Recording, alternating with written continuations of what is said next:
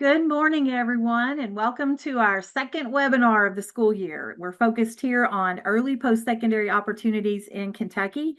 My name is Robin Abear, and I'm joined today by my CPE colleague, Trinity Walsh. We're excited to host today's session on behalf of CPE's Student Access and Success Unit. We are especially excited to launch this new school year with discussions focused on Kentucky's big goals, especially the big goal for more and more Kentuckians to earn a post-secondary degree or credential, because we know that leads to a fulfilling career and earning potential and a stronger Kentucky all around. Well, here at CPE, we're convinced that opening up more opportunities for students to experience college or advanced coursework while they're still in high school can really change the trajectory of their futures in positive ways. And it also can help support Kentucky's workforce needs as we move into the future. It's a lot of work, and we're going to hear from some folks today who are actually doing that work and seeing some great results in a couple of CTE academies. Well, that's what this webinar series is all about. It's just helping students reach their career goals. Today, we're going to hear from some experts and some practitioners in the area of career and technical education. So as all of the stakeholders in this ecosystem, we're in this together. And we want to make sure that anyone in Kentucky who wants to pursue a post-secondary education is able to do so and well supported to make that dream become a reality. So as I said, today is all about career and technical education and how it can help a student be ready for the workforce and make a successful transition into real life and really earning a sustainable wage. So we welcome our guests today. First, we have Katie Ashcraft and John Ashcraft from the iLead Academy in Carrollton, Kentucky. And then we also have Jerry Gales and Joel Ford. Jerry is the principal and Joel is the counselor from the Ignite Academy in Erlanger. So welcome to our guests today. And so glad that you all could take some time out of your busy schedules to join us. I wanted to start today's conversation with just a little introduction. So first, Katie and John, you all can talk a little bit about iLead, and then we'll hear from Jerry and Joel about Ignite. But I'd like to hear a little bit about the mission of your academy and kind of what it's like to be a student at iLead or Ignite. Great. Yes. So nice to meet everyone. I'm Katie Ashcraft. I'm the new director at iLead. I have been there since June, officially since July, but started working in June. Our only remaining staff member is beside me. Yep. I'm John Ashcraft. I've been the engineering teacher and science teacher in the past for 5 years now, going into my 6th year. And this year I've also added the 3D printing courses as dual credit, so I'm teaching that as well. Yes, so I'm still learning the mission of iLead, but one of the reasons that I took this on was because I love the idea of the authentic learning that the students do. Our goal is to make sure that every student is connected one way or the other to some sort of post-secondary. They're going to leave our building with either an associate's degree or a transfer plan, depending on what their post-secondary goals are. Or we have a program called Future 42, and we're also creating a healthcare Future 42 where we are mentoring students with industries in the area.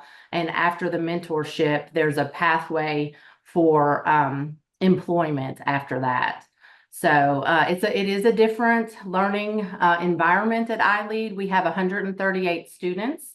We are a collaboration of 5 different counties. So I think that's applicable now to all of the shortfalls that all of our counties have in trying to staff their buildings. And so hopefully we can be a model to how districts can come together collaboratively. They all put in a certain amount of money each year that then staffs our program. And from that, they get 5, 6, maybe 7 different pathways that they would not be able to provide for that same amount of money in their home schools. So that is another thing that we're hoping to kind of model as we all continue to deal with those shortfalls. Our learning is project-based, and the students have a lot of free project-based, it's called personal learning time. So they have more of a college type schedule. And then in the times when they're not in class, they're working on different projects for whatever their pathway is. All right, thanks for that introduction to iLead. Let's hear from the Ignite team. Hi, so I'm Jerry Gels. I'm the principal of the Ignite Institute. I've been with the Ignite Institute since it opened, and I was with the Ignite Institute from the inception 4 years prior. We are a local area vocational, locally controlled vocational center. But really, where we're kind of different is I think we're one of the few schools that have where the students take all their classes, including their career classes, at Ignite. We're not a partial day or a half day. We're a 4 year program. You come in as a freshman, you leave as a senior. We have participation from 10 high schools or 11 high schools in the area, but basically any school in Northern Kentucky that signs on to the MOU is able to participate with what we do. The majority of the students do come from Boone and Kenton County. Our school, we have 4 pillars at Ignite. The first is dual credit. So we put a lot of attention on dual credit. Every year, somewhere around a third to 30% of our students graduate with an associate's degree. Almost half of our students enter college as a sophomore, and that's been one of our that will always be one of our major focus areas here. The second area is career learning. So we have 6 careers in particular that we look at. One is engineering, the other is computer science. We have design, education, allied health, and biomed are 6 career fields. We do a lot within those fields. We have internships that every kid is placed in their senior year. There's a lot of other things that we do to prepare kids for those particular careers with soft skills training, professional habits training. The next big pillar of Ignite is we're a project-based school. So we have projects that occur across all the curriculum. And then every student here has to do a year-long project every single year while they're at Ignite. And then the last piece that our pillar of Ignite is, our last pillar of Ignite is that we focus on personalization. There's a lot of starting Ignite. There was a couple big pieces that came together. First was Toyota owned this building, and they were looking to do something big for the education community that they have been really great supporters of while they were here in Northern Kentucky. And what they decided to do was leave the building and grounds. It's 42 acres and a manufacturing facility that our district, Boone County Schools, then converted into a school. Also received a $7 million grant from the state that made it possible. So it was a very affordable investment for our district to take on this project. This is, again, our 6th year in operation. We've been pretty happy with our success so far. Thank you. Thank you, Jerry. Joel, is there anything you'd like to add?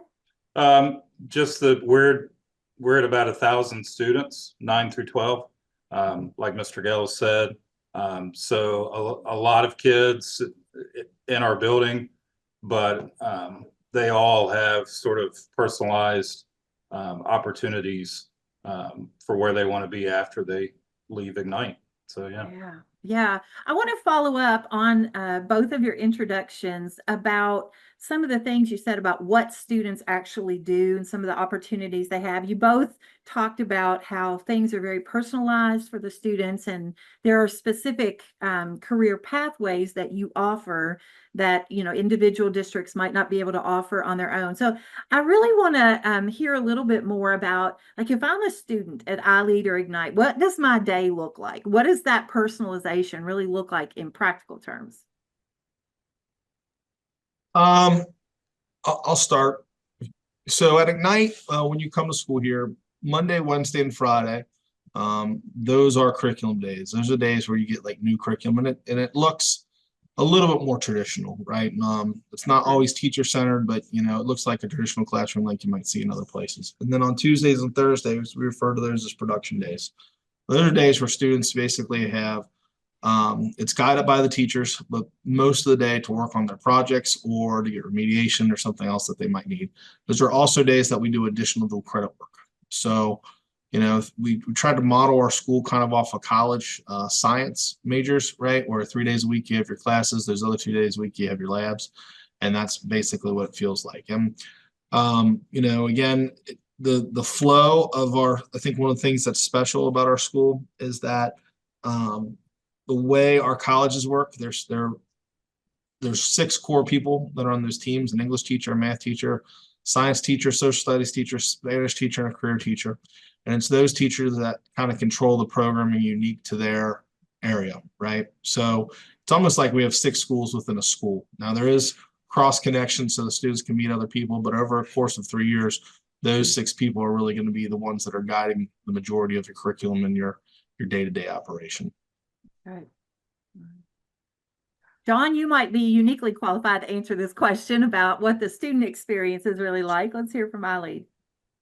Well, and we have a similar setup. Ours isn't broken down in that way, but we do have more of that college type schedule. And it depends on the class as well. One of my engineering classes, I'll teach 2 days a week. The other one, sometimes they get 5 days a week.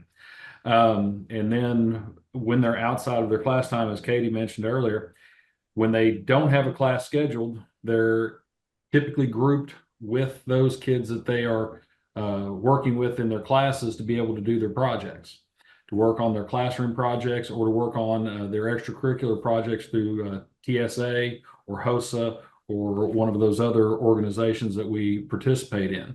So, and we collaborate with our local college, JCTC, as well with our dual credit. So we've got kids that get on a bus and go down to JCTC throughout the day, or just are at JCTC and then come back to us for some other courses as well. They get all their core classes through us, along with their pathway classes. The engineering pathway is housed entirely at iLead. The computer science pathway is taught in conjunction with another organization, and that's all online, along with some through JCTC. Biomed pathway also is a JCTC collaboration with us. So it's and the schedule changes year to year based on our partners' schedules as well. So the students come back, like I had a kid this year, it's like, I didn't have any personalized learning time last year. Now I've got a lot of PLT. And she was very grateful to have that extra time. So it's a flowing schedule to meet the needs of all of our different partners, because we have to consider all those college schedules and the school schedules as well. And one thing that's different about iLead, well, first of all, he called it flowing. For me, it felt very chaotic, coming in from I came from Great Crossing High School, and that was a much different environment. iLead is in a former Kawasaki dealership. Yamaha. Whatever. As a motorcycle shop. Not normal. Yeah. So just everywhere. The kids are everywhere. A class might be going on while another 30 kids are studying for something. So it's actually taken me a little while to get used to this flow, as John says. But the students that are drawn to this program are your active students. They want to be hands-on learners. And then they also get that dual credit piece that sometimes they would not necessarily get at their high school. For example, our freshmen and sophomores, we've worked with JCTC. Thank you, JCTC.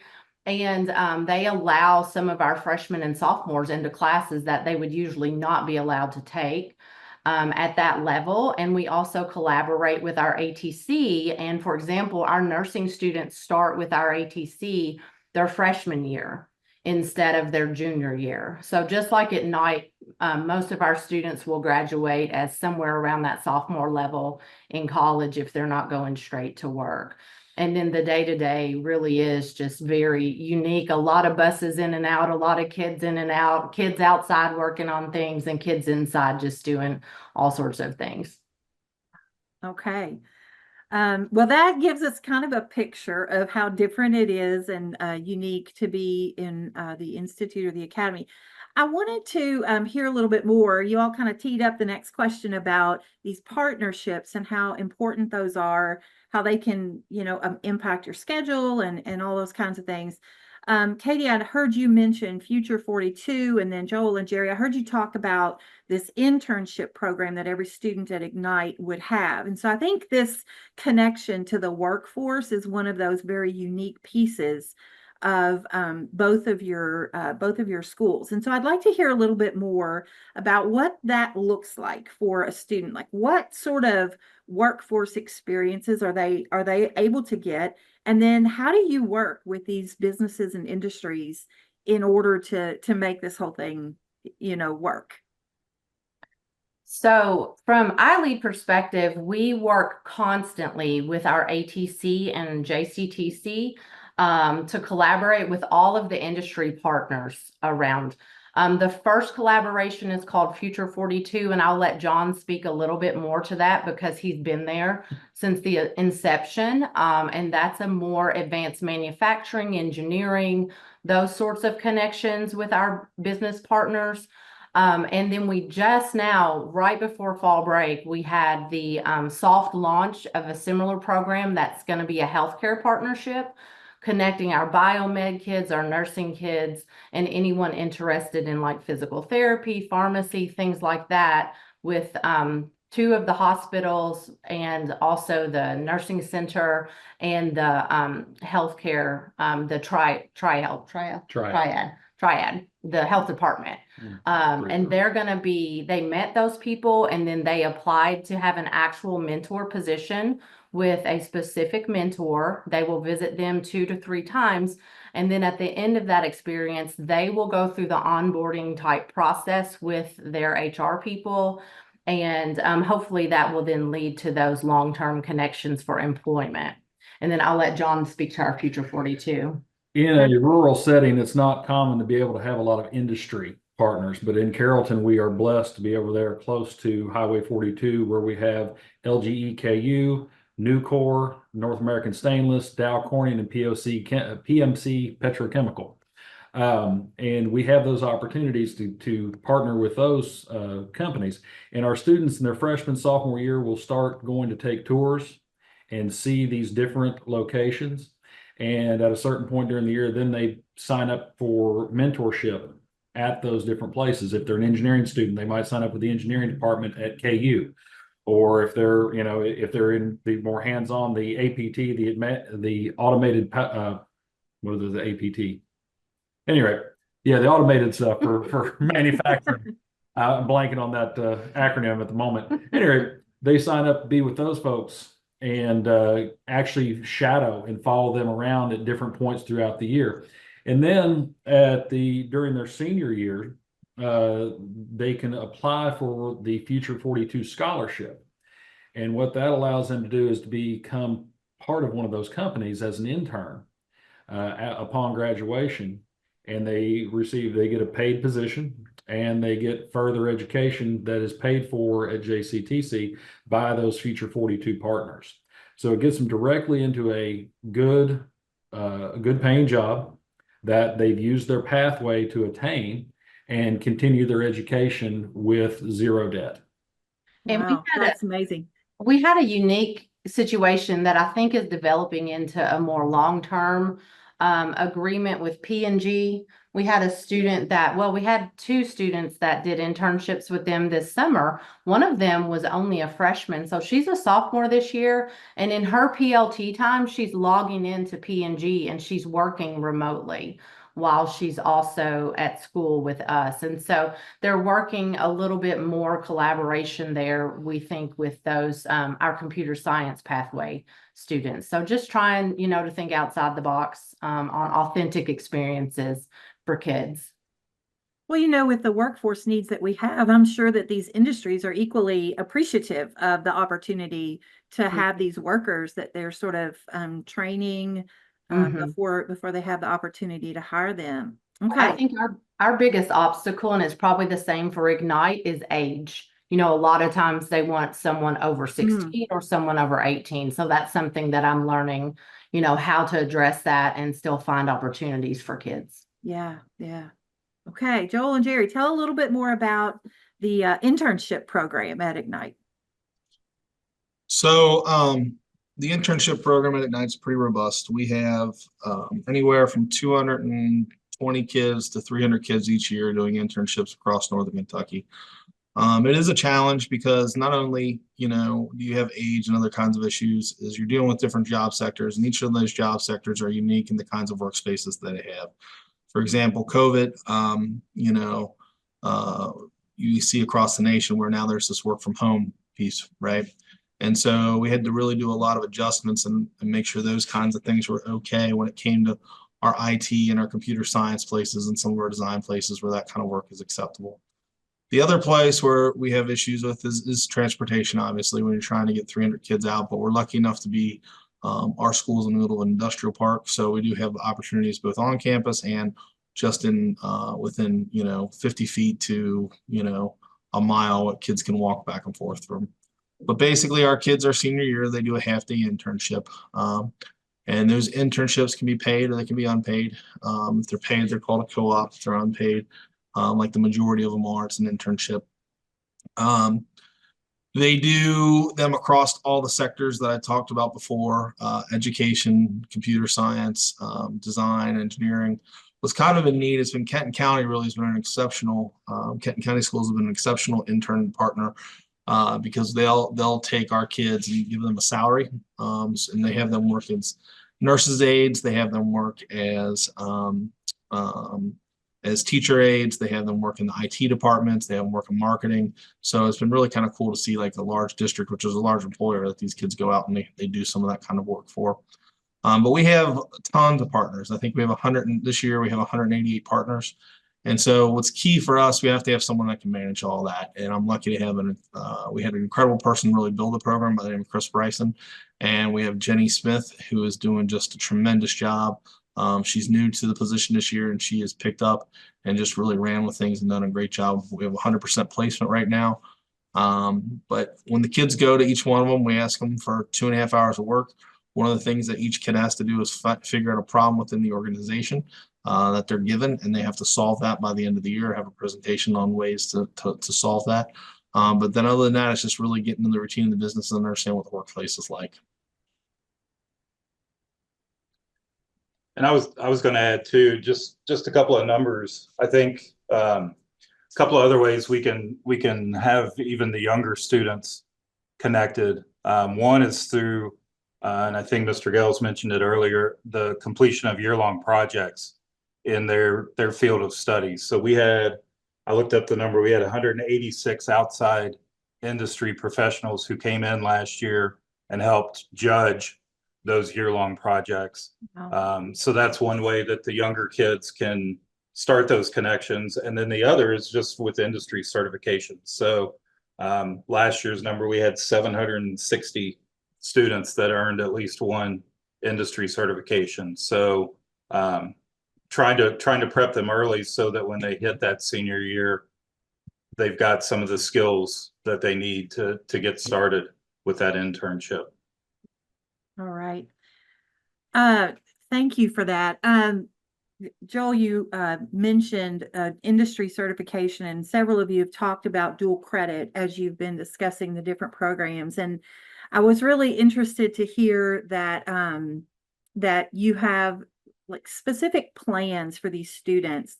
They don't just, in Kentucky, we've talked a little bit about random acts of dual credit, and it sounds like there's no randomness to what you do at either iLead or Ignite, that there's a very specific path and that students understand what that is.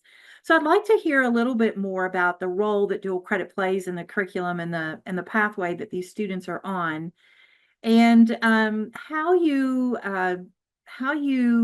manage to help students navigate all of that so that they do end up in that place at the end where you really want them to be, and where they can launch then into either successfully into completing a post-secondary degree, or if they've earned a credential already, successfully into the workplace. So how do you advise them, and how do you get them on the path and keep them on the path? Well, from Ignite or from iLead here, I'm Ignite now. We have a lot of spreadsheets. And so we have worked very closely with JCTC and the ATC to make pathway maps for every pathway that's out there. And there really is no separation per se between high school and dual credit. It's all one beast at iLead, kind of like we spoke earlier this summer. It's no longer K through 12 and then post-secondary. It's just one big continuum. And so on those pathway maps, you will have all of their CTE related classes, many of which will be dual credit classes, just depending on the pathway. And then anything that they could not get dual credit wise that they would need to graduate, high school credits if there's not a dual credit option, or if they need to get that in earlier, like Joel said, to support what they're going to need their junior and senior year. We do some of those in-house.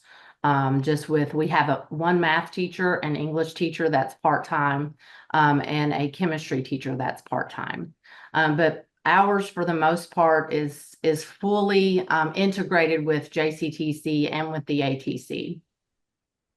I love, Katie, what you said about it's not really this or that. It's just this one big continuum. And I guess that makes sense to students when they, when they see that. Yep. Joel and Jerry, how about your Yeah, so advising? I'll tell you, right, dual credit's probably my number one passion, and I would go as far as to say any school that isn't participating in some kind of dual credit program is negligent. What we know from 2014, 2016, when we really started looking at what parents wanted was post-secondary degree attainment, and they wanted a reduced student loan burden for their kids, which tends to be, the dream for everybody. When we looked at the student loan burden and why kids weren't graduating from college, we saw that generally wasn't because they weren't academically ready. They were all academically ready. It's just the cost of it and the fact that they would change majors. So in conversations with Xavier University, we learned that all the colleges have to keep data sets that shows all different kinds of variables. And one of that was, how are kids doing when they come to college with dual credit? And what they showed us is that when students were coming to college with 30 dual credit hours or more, they were graduating from college 98% of the time in 4 years or less, right?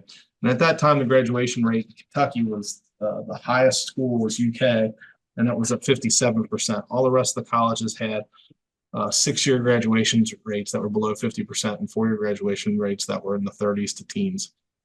So with that, we asked the other colleges if they had similar data sets, and they said they did. That basically it showed that if you have 30 dual credit hours, you're going to graduate from college in 4 years or less. Well, this was tremendous because we asked them about ACT correlations and all that, and they said it's just not there like it is with dual credit. So with that, we decided when we created Ignite to really go all in on dual credit. And so we took a deeper dive at what were the critical classes, and it looks like the gen eds are those critical classes. So that's one of the things that we try to tackle first.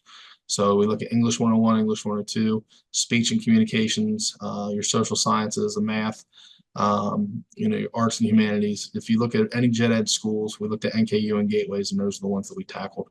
And one of the really nice pieces of legislation in Kentucky that we have is House Bill 160 that was passed, I think, in 2010, that said if you take a general ed at one school, it counts at any school, and if you're gen ed certified at one school, the next school can ask you to take more gen eds, basically, right? Which is a huge advantage. So we really stress those gen eds with our kids when they're here.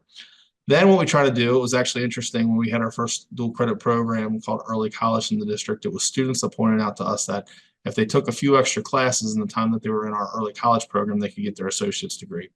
So when we formulated Ignite, we do put an emphasis on those classes that are that get you the gen eds, that get you, and try to find a way to get to 30.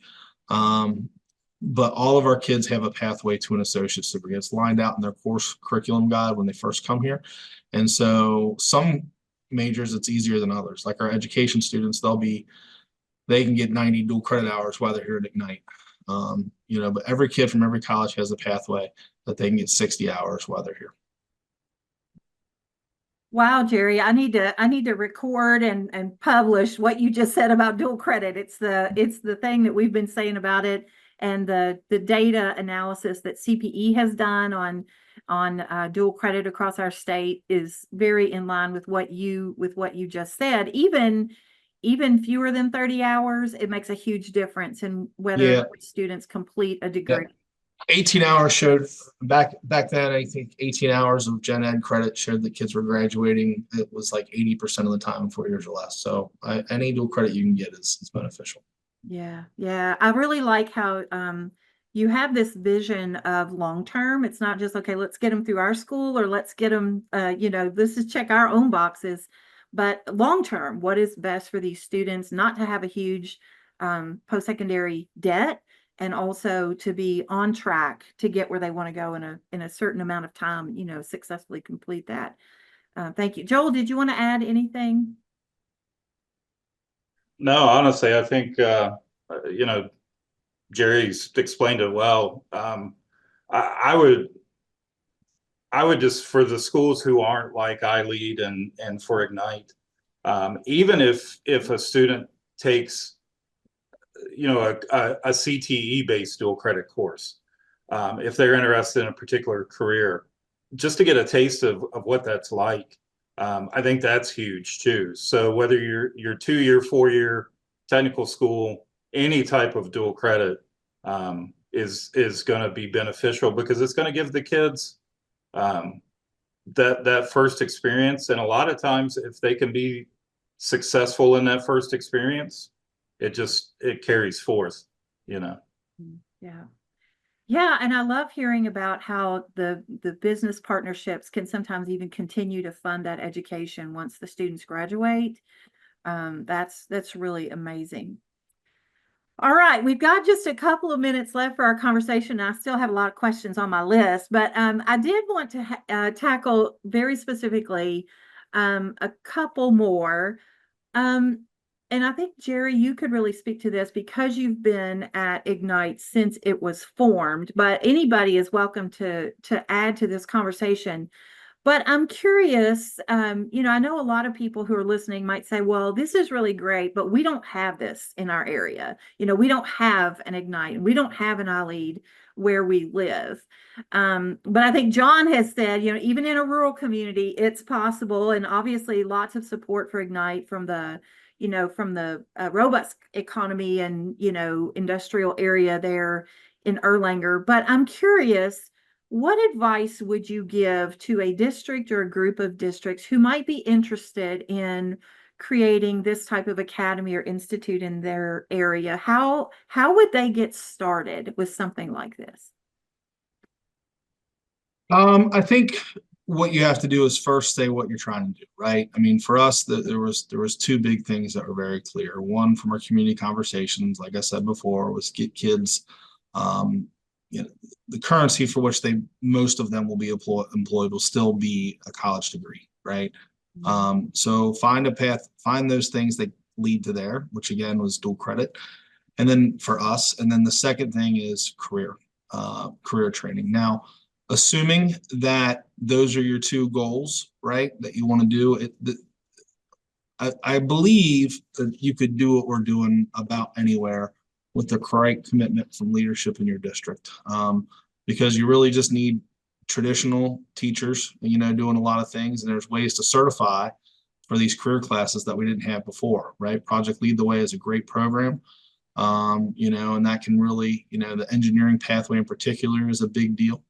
The training that they do is very good. So you find a few committed teachers, and then you find a post-secondary institution that will partner with you, because there's so many ways to tackle college classes. And where if you're a school district where you have professors that are teaching your kids certain classes, that's labor that you can free up amongst your teachers then to train more career teachers, right? So I will tell you, I cannot get over how lucky we are to have NKU, Thomas More, and Gateway in our backyard to work with us on these endeavors. But these schools, and we also have EKU, right, that we have classes. We have UK that are coming up to work with us. And so when you can work with schools like we are with EKU as remotely as, a few hundred miles away, I think anywhere in the state you can find an online digital partner to offer those dual credit opportunities. And then again, like I said, that helps free up some other resources. So it's just a matter of deciding which careers you're going to go for. Yeah. Okay. Katie, John, anything you want to add to that? Yeah, I could say, if you can't have a setup like we have, you can still really maybe for example, we had asked for just a dedicated dual credit staff person in our county that I came from, and just truly one or two people that could really be focused on making sure people aren't doing random acts of dual credit. It's very hard when you have a caseload of 400 to 600 students or more to give that individualized counseling to make sure they are taking the things that are going to be most beneficial for them. But even just being able to increase that student support from a counseling perspective or college and career perspective could really help, as long as you are in contact with people at the different colleges as well to make sure that they're taking the right things. And just making sure that, for example, we've talked about having a core dual credit core for the state of Kentucky, because like Joel and Jerry have said, everything does transfer, but sometimes it does not transfer toward the degree that the person actually wants to have. Your maths, for example, might need a very specific, you might not even need math 150, but that's the math that most everybody takes in dual credit if you don't really look into that. So just having at least maybe one or two people to help counsel would really help to get that piece, even if you don't have the rest of the experience. Were you going to say something? I'm going to add in about, the rural aspect of this. And I know what we've seen and the way it has to work in the rural areas is the stakeholders have to get involved. Yeah. You need to pull in your superintendents from around the specific area. You need to pull in your industries, because there are industries there. They might be small, they might be widespread, but they need to be pulled in as well and see what their needs are, and then find your educational partners, because there's a community college in the back door of somewhere everywhere. And those other partnerships, as Jerry mentioned, Eastern Kentucky, we've worked with Eastern as far away from Carrollton to Richmond before, and other colleges. And the opportunities exist if you get the people in the room together to start discussing those opportunities. And there are challenges, but for every challenge, there's an opportunity to overcome that challenge if they're willing to work for it and look for those opportunities. All right. So I heard you say, first of all, Jerry said, know what you want to do. Like, what is it that your local area really feels like it needs and wants to do together? Make sure you have plenty of stakeholder involvement.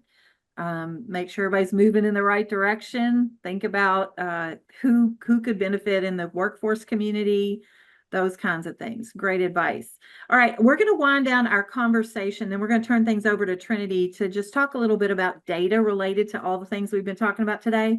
But I'd like to go around the room, and I'd like for you to address one last question and then give any final words that you have. I want to give everybody an opportunity to say, the last thing that you wanted to say but didn't get to say today. But there are a couple of questions in the chat or in the Q&A that I wanted to just bring up and see if you all had anything to say about those. They're really focused on mental health issues of students, the pressures of completing, like, do students feel pressure to complete 30 hours? Is this a stressful situation? What do you do to try to help and support that? And then also, we've heard this from a lot of stakeholders that some students, when they end up in college, their first year, but they're not freshmen, they're coming in with 30 hours. Is this a difficult transition for them? And like socially and emotionally, how do you help and support and prepare them for whatever it is that comes next for them when they leave you? So I'll just open it up for you to make any comments you want to about the mental health challenges or the social emotional adjustments that students need to make, and any final words that you want. Joel, I see you're ready. All right, so we'll start with you. So, I think one thing that I want to point out about Ignite is we have school counselors. There are 3 of us. We operate just the same way that traditional schools have school counselors. So we can make referrals to outside groups. We can talk with kids here. If there's, I don't want to say there's not pressure, but I think the way Jerry mentioned it before, the plan is laid out for students. Whatever they can handle, though, that's a conversation for everybody with that student, right? There's no, you have to do this, because again, if they choose to take a couple of dual credits, that's better than nothing. Or so the idea that there's that kind of pressure, we have supports in place. Secondly, because they're with those teachers for 3 years, those core teachers know those kids, and so they can be the first point of conversation. Hey, I think you need to think this way, whatever. We're as far as the counselors, we're constantly meeting with students and talking about not only what's going on now, but where do they want to get long term. And so a lot of conversations are being had from the outset as they come in on this is what your 4 years could look like, but you have to kind of start thinking ahead. Where do you want to be? And so yeah, we've talked a lot about dual credit and that focus, but it's still with the understanding that students are still in high school. They're still figuring a lot of things out. I think the other thing is, for a lot of our kids, when they're younger, they start with a particular class or two, like our history 108, 109. And so they get that taste without saying, okay, we're going to load you up with a full college schedule, right? And so I think that just kind of easing them into the program is also a good strategy. And so I just wanted to address that from both of those questions. Yeah. Yeah, I'd also say let's compare the traditional experience, right? What we had 20 years ago. Kids would graduate and their first time taking a college course was when they were over the age of 18. You don't have parental support, you don't have teacher support, you don't have people telling you how to work through hardship. And so what I think with what we do, they're professors from the colleges teaching the kids half the time or more than half the time. And even my teachers that are on staff that are teaching dual credit, they have to approach them as if they're professors. Now, they're going to have their ups and downs, and we can't go fight for them. But what we teach the kids is to advocate for themselves. And again, what's also neat is look at the failure rates, right, at colleges. They're tremendous. And our failure rates are much less. So I think the biggest thing is what the post-secondary level that I'm starting to feel is also missing is greater supports. If they had greater supports for kids, you'd see much greater graduation rates. And so since our students get to go through and they learn ups and downs of dual credit with some support, they learn advocacy, it takes the fear out. And I think that's why you're seeing, and we're doing with Joel, we're doing the National Clearinghouse work where we're going to track where all our graduates are, how many of them graduate in 2 years, 3 years, and 4 years, and really start putting data to this. But I think what you're going to see is that by giving kids these opportunities and teaching them these kinds of self-advocacy things, taking the fear out of scheduling their classes, all that kind of stuff, I think you're going to see tremendous gains. And the only other criticism and worry people had when we went down this route, particularly with dual credit, was what do we do if they fail? We just work through it. I mean, it's not the end of the day. I mean, some kids take a failing grade, other kids withdraw from the class. You still move forward, and it's been successful. I mean, our failure rates on dual credit and withdrawal rates are still very low. So yeah. I like what you said there, Jerry, about just kind of doing this in a supported environment rather than, okay, now you're on your own. They kind of get a soft launch into some of those life skills that they need. Appreciate that. See some love going up there on the screen too. All right, John and Katie, final words. Yeah, I was going to say the same thing about the soft launch. I saw in my previous role, a lot of times students did not start dual credit into their junior or senior years. And from a certain perspective, that seemed good because maybe they were more academically ready. But truly, as Jerry and Joel pointed out, it's so much more about whether the students can email their professor if they're having trouble, or can they set up study groups and tutoring and all of those skills that go into managing this really big system.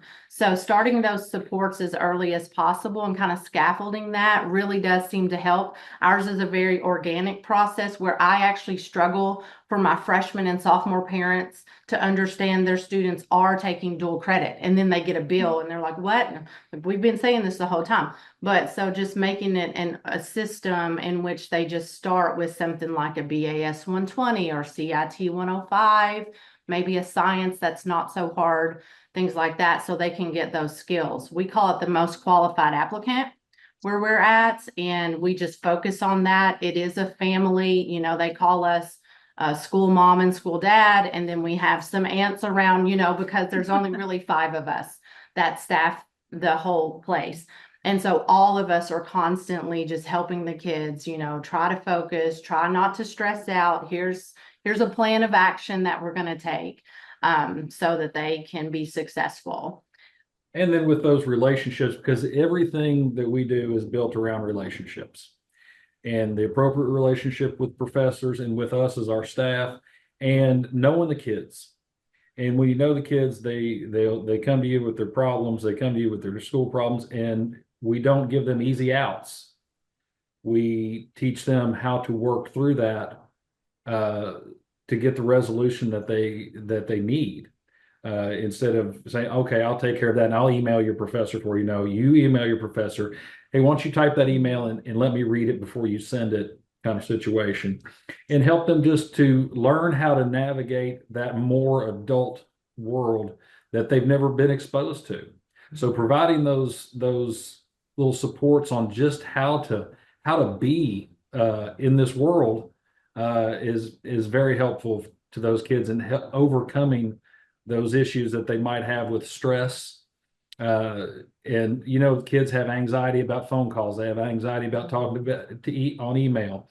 And once they do it a few times and you provide those scaffolded supports, by the time they're into their sophomore year, beginning of their junior year, they're doing it on their own. Mm-hmm. And they will shock you in a good way at how much they can do if you just let them do it.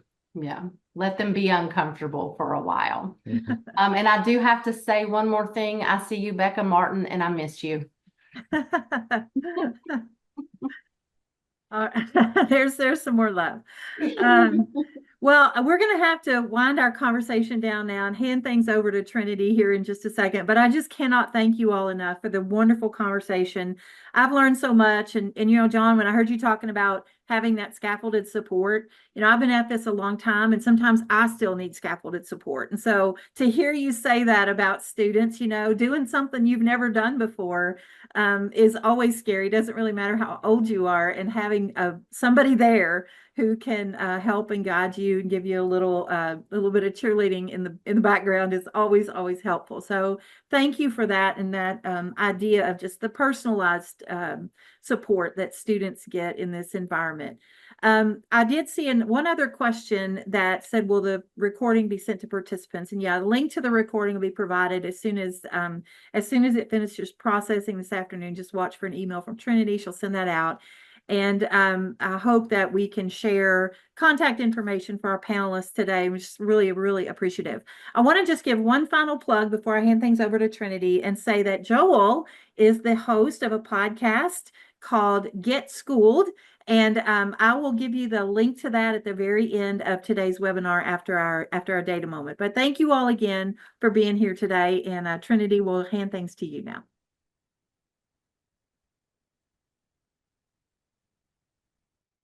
Thank you so much, Robin. I appreciate it. And I'm going to share my screen with you all here. I always like to come in here at the end and talk a little bit about data and real world data, and look at it from a Kentucky perspective, but also national perspective. And we've had the opportunity to hear about some really innovative and forward-thinking ways of engaging students and connecting to the community and businesses to help build our future workforce in very intentional ways. And finding personalized plans and engage all students. Like, that was something that is a key takeaway that I think is very important for this generation of students that we're working with. So like Katie said, this is one big pathway. It's no longer a K-12 and higher ed or workforce. We've just got this continuum of education that's for a lifetime. So I'm going to start by talking about a few dual credit connections, but we're all creative thinkers, and this philosophy can really be applied to other early post-secondary opportunities and pathways. And one of the things that we've worked really hard on for the last few years is to understand this idea of random acts of dual credit and how to be more intentional with our students and their academic choices. I know sometimes during these webinars, you may feel like we continuously preach this idea, but frankly, it's because we think it's very, very important in the way that we can really help our students here in the state of Kentucky. So just about a year ago, a report came out from the Community College Research Center at Teachers College by John Fink. And if you don't know John's work, you should really check it out because he's kind of like the Taylor Swift of dual credit and understanding in this type of research. From this report, Education Week did a story just about a year ago. And here's what some of their findings were. That it's not enough just to offer students college credit in high school if they can't apply those courses towards a degree in their career field. And I think we had some really nice connections to that here towards the end about what it looks like for students and what they're going to do with it in the future, especially with those gen ed courses and how that's very helpful to them. Also, Fink noted that 1 in 5 community colleges now attend high school dual credit programs.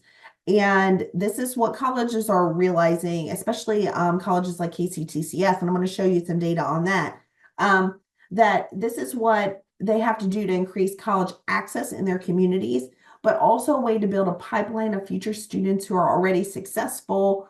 And this is what we can do to help build some of this quality dual credit enrollment to make sure that we're aligning to students' paths after high school. So I mentioned KCTCS, and we've got some partnerships with iLead and Ignite with the KCTCS schools. And last year, KCTCS offered around 70% of the dual credit opportunities within the state.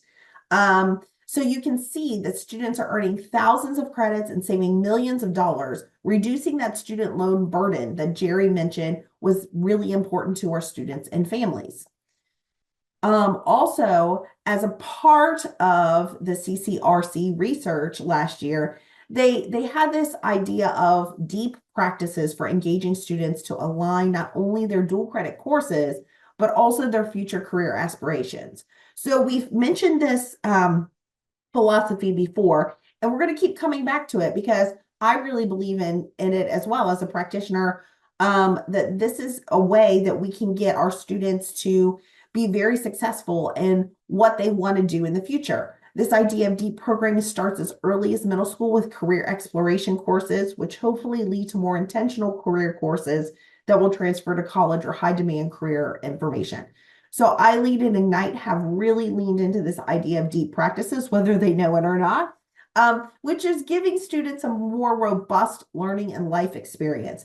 I would challenge your schools or institutions to think about how you can be a part of this deep EPSO philosophy and build these partnerships as well. And Kentucky continues to gain national attention when it comes to making connections for students in other ways. In Kentucky, we don't just focus on dual credit as an early post-secondary opportunity, but also real life and authentic work opportunities that may help students earn credentials, certificates, and experience in their future careers, just like iLead and Ignite are offering.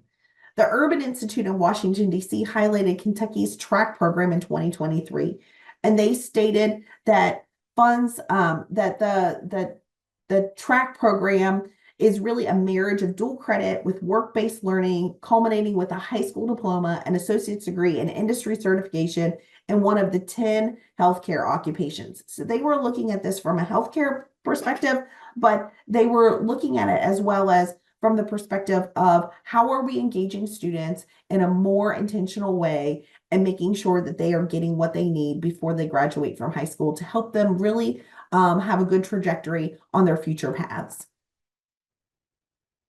So how do we make these courses and programs intentional for our students like Ignite and iLead have shared for us? Some suggestions from the CCRC are the following. So when dual enrollment is intentional, things like structure for dual enrollment courses offerings with pathways and programs and studies in mind. So one thing that they just talked about with these programs is a lot of stuff is laid out for them, and they are able to kind of tailor this to what works for them within these programs. So they've got that check mark. provide high quality college and career counseling and navigation. And we heard right there at the end that especially at Ignite, they're providing services for students to make sure that they are being able to take the courses that they need, but as well as understand those challenges that might be mental health challenges for the students when they kind of think about these programs. Engage with local employer partners.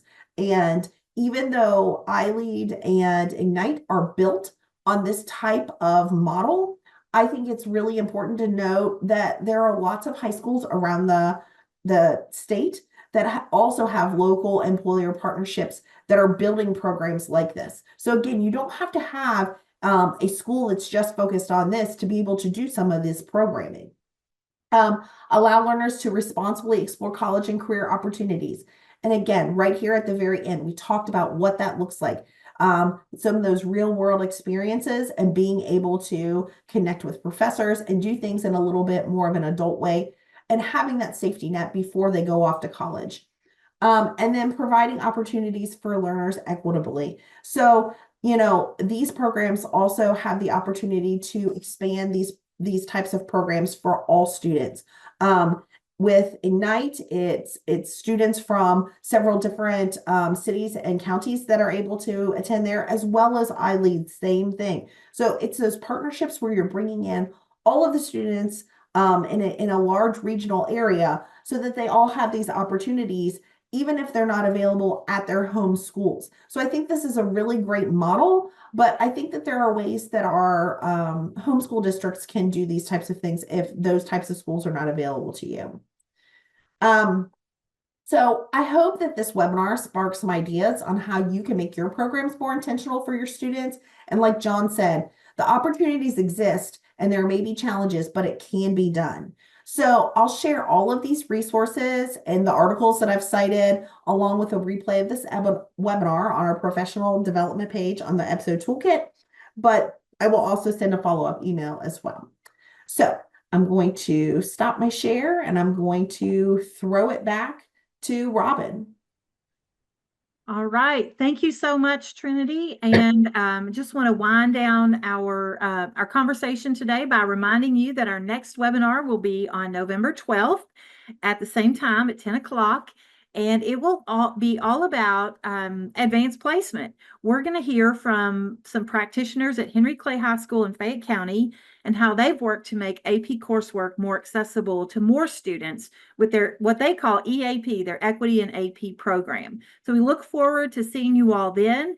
And just once again, we want to thank the Katie Ashcraft, the principal at iLead, John Ashcraft, who's the engineering teacher there. Want to thank Jerry Gels and Joel Ford from the Ignite Institute for being with us today. And I did put the link to Joel's podcast in the chat. Hope everybody could get that. And if not, it'll be in the email coming to you from Trinity. So thanks again for being here today. We'll see you next time.